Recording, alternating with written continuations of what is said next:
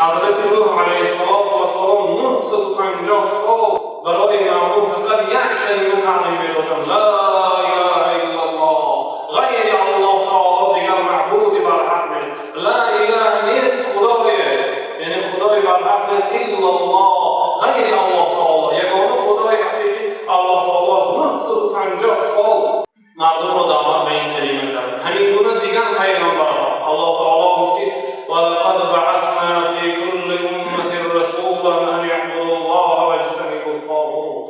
در حقیقت ما برای هر یک امت پیغمبر فرستادیم، آنها میگفتند که برای مردم ان اعبدوا الله تعالی را عبادت کنید، واجتنبوا الطاغوت، از آن طاغوت ها پرهیز کنید. طاغوت هر چیزی که غیر الله تعالی عبادت میشود.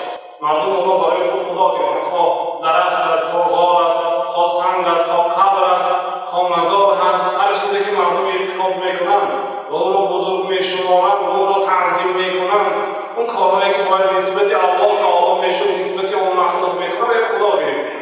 و انسان‌ها هم عبادت میکردند. حیوان‌ها رو امروز در بعضی کشورها در هندوستان تقریبا 3000 خدا هست، مردم عبادت میکنند. همه پیغمبرها وظیفه‌دار بودند که برای مردم تعلیم دهند که غیر الله تعالی دیگر معبودی بر حق